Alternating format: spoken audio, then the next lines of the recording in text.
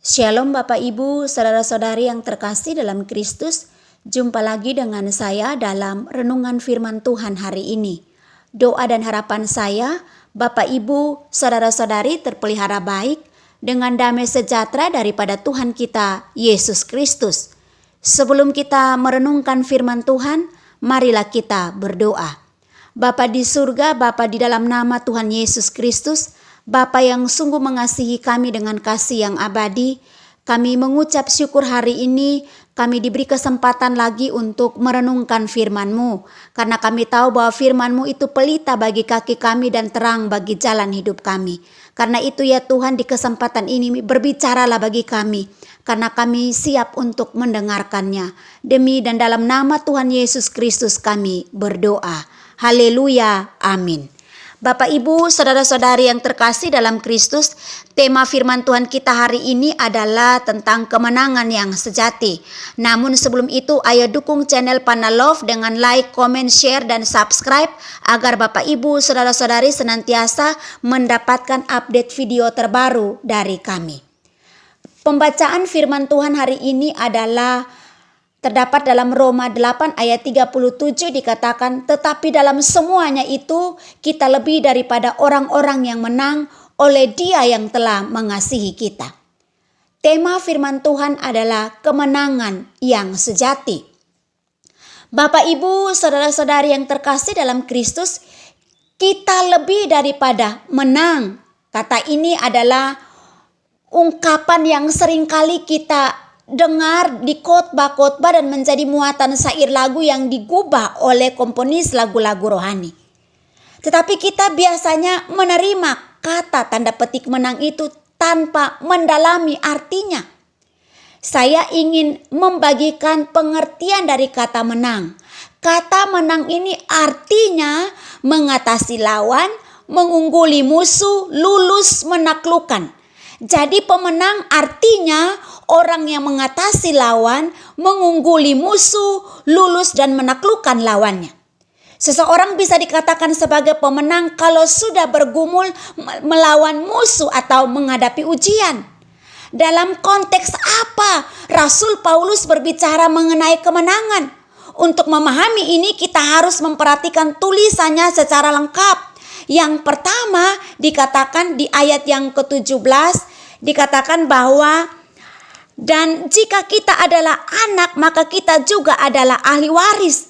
Maksudnya orang-orang yang berhak menerima janji-janji Allah yang akan menerimanya bersama-sama dengan Kristus. Yaitu jika kita menderita bersama-sama dengan Dia, supaya kita juga dipermuliakan bersama-sama dengan Dia. Poin yang pertama adalah kita adalah umat pemenang karena kita adalah ahli waris kerajaan sorga. Oleh kemenangan Yesus di kayu salib, Ia bisa menyediakan atau Ia menyediakan langit baru dan bumi baru, yaitu kerajaannya. Tetapi kita harus menderita bersama dengan Kristus untuk mewarisi kemuliaan kerajaannya.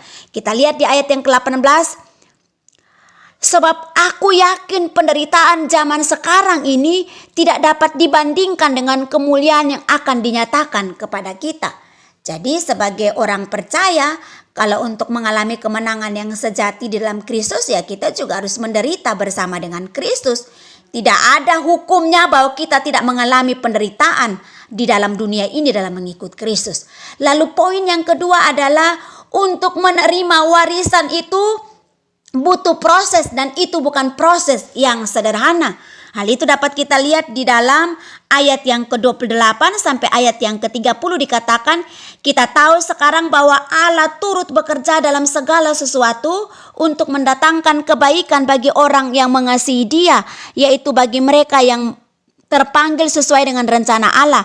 Sebab semua orang yang dipilihnya dari semula, mereka juga ditentukannya dari semula untuk menjadi serupa dengan gambaran anaknya, supaya ia anaknya itu menjadi yang sulung di antara banyak saudara.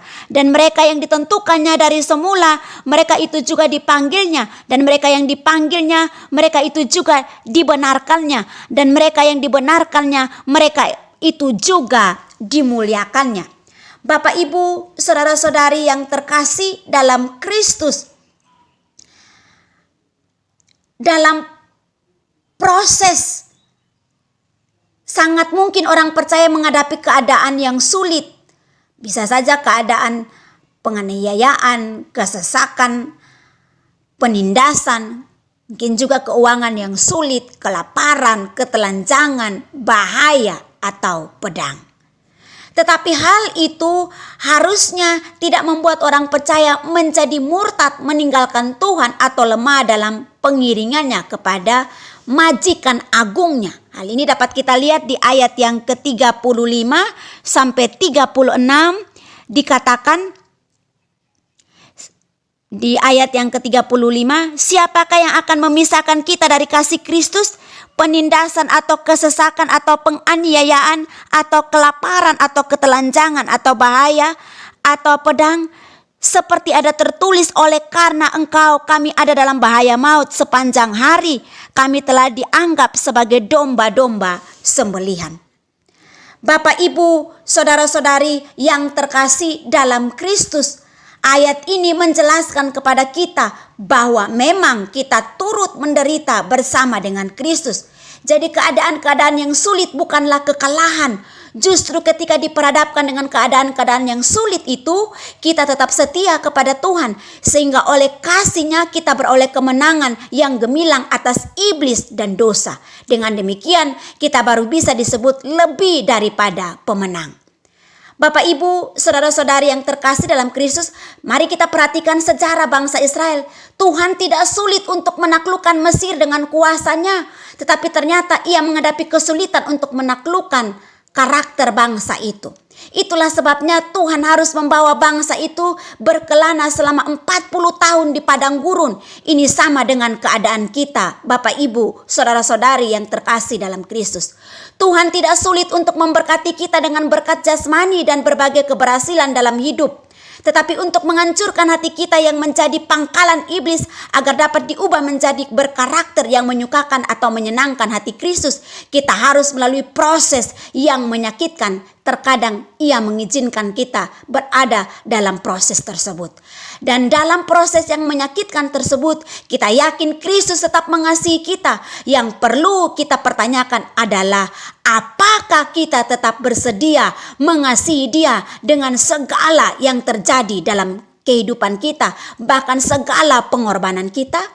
Marilah kita renungkan ini dan kita sungguh-sungguh memaknai hidup kita di dalam Kristus. Kita menderita bersama dengan Kristus, itu tidak menjadi penghalang bagi kita, tetapi justru melalui penderitaan Kristus itulah kita mengenal kasih-Nya di kayu salib bagi kita secara pribadi.